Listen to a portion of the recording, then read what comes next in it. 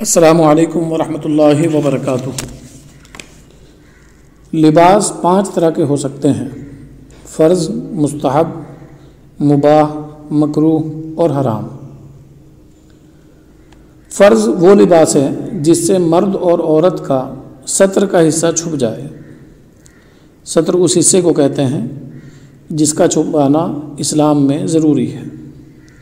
مرد کے لیے ناف سے لے کر گھٹنے کے نیچے تک اور عورت کے لیے اس کا پورا جسم ستر ہے۔ انسان کے لیے حسب گنجائش موسم کی رعایت سے کپڑے پہننا بھی واجب ہے۔ تو یہ وہ لباس ہے جو فرض ہے، ضروری ہے۔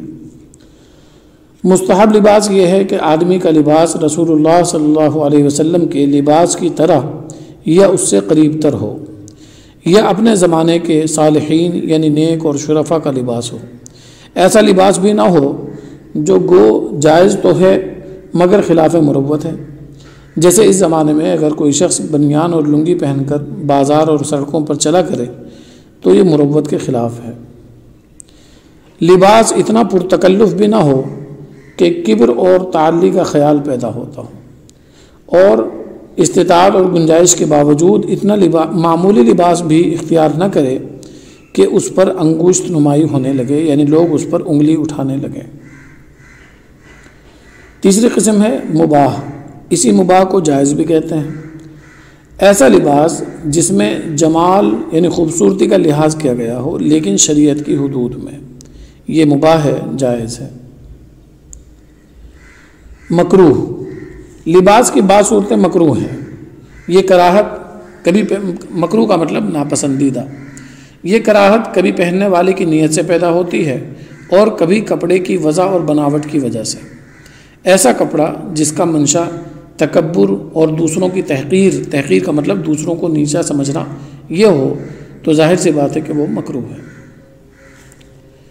لباس کی کراہت کی ایک دوسری وجہ ہے تشبہ۔ تشبہ کی 2 صورتیں ہیں: مرد عورت یا عورت مرد کا لباس پہن لے، یا مسلمان غیر مسلموں کا لباس اختیار کرے۔ یہ دونوں صورتیں مکروہ ہیں۔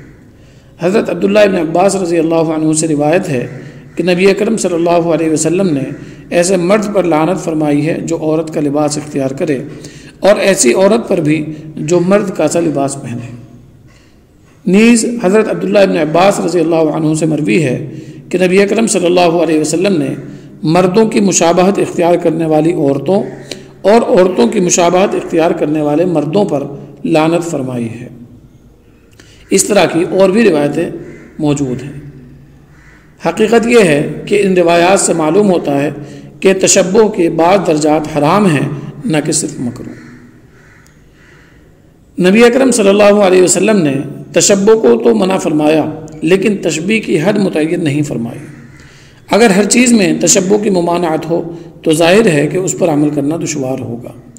یہ بھی ممکن ہے کہ کسی علاقے میں مرد و عورت کے لباس میں زیادہ فرق نہ پایا جاتا ہو تو وہاں لباس کی یکسانیت کا شمار تشبہ میں نہیں ہوگا۔ لہذا موجودہ زمانے میں عورتوں کے لیے پتلون، کوٹ، شرٹ، پینٹ وغیرہ کا استعمال جائز نہیں۔ اسی طرح سے مردوں کا زنانہ لباس استعمال کرنا یا سونے کی زنجیر پہننا یا عورتوں کی طرح بال رکھنا، ہونٹوں پر سرخی لگانا، یہ سب بھی عورتوں سے تشبہ ہے اور ایسا کرنا مردوں کے لیے حرام ہے۔ غیر مسلموں سے تشبہ۔ مسلمانوں کو ایسا لباس اختیار کرنا کہ غیر مسلموں سے مماثلت پیدا ہو جائے مکروہ ہے۔ حضرت علی رضی اللہ عنہ کے بارے میں مروی ہے کہ نبی اکرم صلی اللہ علیہ وسلم نے خطبہ دیتے ہوئے ارشاد فرمایا کہ لوگوں، راہبوں کے لباس سے بچو، جس نے رہبانیت اور تشبہ اختیار کیا وہ مجھ سے نہیں ہے۔ ظاہر ہے کہ تشبہ کے مختلف درجات ہیں۔ غیر مسلموں کے مذہبی شعائر میں تشبہ تو سخت گناہ ہے۔ غیر مسلموں کی جو مذہبی علامات ہیں جیسے ٹیکا لگانا یا مخصوص قسم کی مالا وغیرہ پہننا، اس طرح کا اگر تشبہ ہو تو نہایت سخت گناہ ہے۔ البتہ جو لباس مذہبی افکار سے متعلق نہ ہو، اگر اس لباس کا اتنا چلن ہو جائے کہ کسی شخص کو اس لباس میں دیکھ کر یہ خیال نہ ہوتا ہو کہ یہ شخص فلاں قوم سے تعلق رکھتا ہے، تو پھر اس میں تشبیہ خفیف ہو جائے گی، ہلکی ہو جائے گی۔ لندن میں یا اس جیسے ممالک میں انگریزی لباس کے استعمال کے سلسلے میں جواب دیتے ہوئے حکیم الامت حضرت مولانا اشرف علی تھانوی رحمۃ اللہ علیہ لکھتے ہیں کہ میں اس باب میں سمجھے ہوا ہوں کہ جس جگہ یہ لباس قومی ہے جیسے ہندوستان میں، وہاں اس کا پہننا من تشبہ بقوم فہو منہم میں داخل ہوتا ہے، اور جہاں ملکی ہے جس کی علامت یہ ہے کہ وہاں سب قومیں اور سب مذاہب کے لوگ ایک ہی لباس پہنتے ہیں، وہاں کوئی حرج کی بات نہیں ہے۔ لباس کے سلسلے میں مکروہ رنگ، کراہت کبھی کبھار رنگ کی وجہ سے بھی پیدا ہوتی ہے، چنانچہ زعفرانی رنگ کے لباس کو استعمال کرنا مردوں کے لیے ممنوع ہے۔ حضرت انس رضی اللہ عنہ سے روایت ہے کہ نبی اکرم صلی اللہ علیہ وسلم نے مردوں کے لیے زعفرانی لباس کے استعمال کو منع فرمایا۔ سفید کپڑوں کو آپ صلی اللہ علیہ وسلم نے خاص طور پر پسند فرمایا ہے۔ ارشاد فرمایا کہ سفید کپڑے پہنو، یہ تمہارے کپڑوں میں بہترین کپڑا ہے، اور اسی میں اپنے مردوں کو کفن دو۔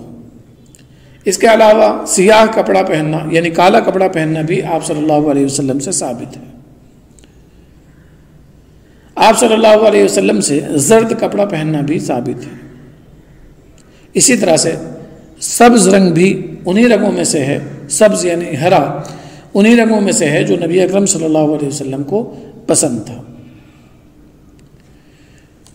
ٹخنے سے نیچے پائجامہ پہننا، شریعت میں کپڑے کی کوئی خاص ساخت متعین نہیں کی گئی ہے، اور مختلف علاقوں کے رواج نیز اشخاص کے ذوق کے لحاظ سے ڈیزائن میں تنوع یعنی مختلف ہونے کی گنجائش موجود ہے، لیکن اس کے ساتھ ساتھ چند باتیں ضروری ہیں۔ ان میں سب سے اہم بات یہ ہے کہ کرتا پائجامہ وغیرہ مردوں کا ٹخنے سے نیچے نہ ہو، اور بہتر تو یہ ہے کہ پائجامہ وغیرہ نصف پنڈلی تک ہو۔ حضرت انس رضی اللہ عنہ سے روایت ہے کہ آپ صلی اللہ علیہ وسلم نے فرمایا کہ تہبند نصف پنڈلی یا ٹخنے تک ہونی چاہیے، جو حصہ اس سے نیچے ہو اس میں خیر نہیں۔ حضرت ابو ہریرہ رضی اللہ عنہ سے روایت ہے کہ جو حصہ ٹخنے سے نیچے ہو وہ جہنم میں ہے۔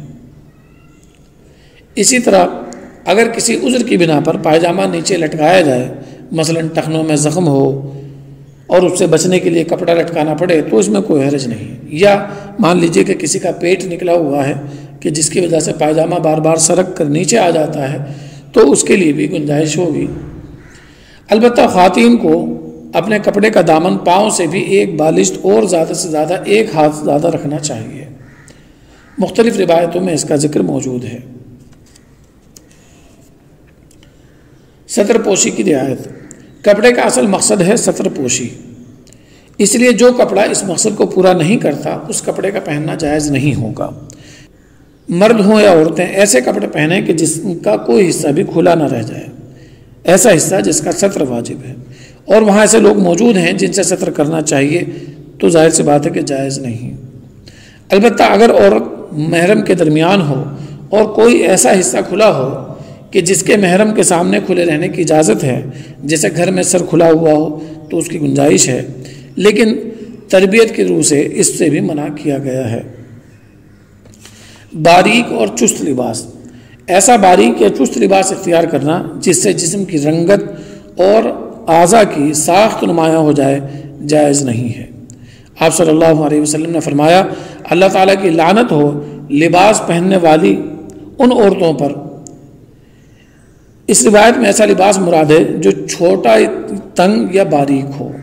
حضرت عائشہ سے مروی ہے کہ حضرت اسماء باریک شامی کپڑے پہن کر آئیں تو نبی اکرم صلی اللہ علیہ وسلم نے ناپسندیدگی کا اظہار کیا اور ان کو چلے جانے کا حکم فرمایا۔ ریشمی کپڑے، جن کپڑوں کے استعمال کو آپ صلی اللہ علیہ وسلم نے مردوں کے لیے حرام قرار دیا ہے، ان میں ایک ریشمی کپڑا بھی ہے۔ یہ تمام باتیں حضرت مولانا خالد سیف اللہ رحمانی کی کتاب قاموس الفقہ سے ماخوذ ہیں۔ السلام علیکم ورحمۃ اللہ وبرکاتہ۔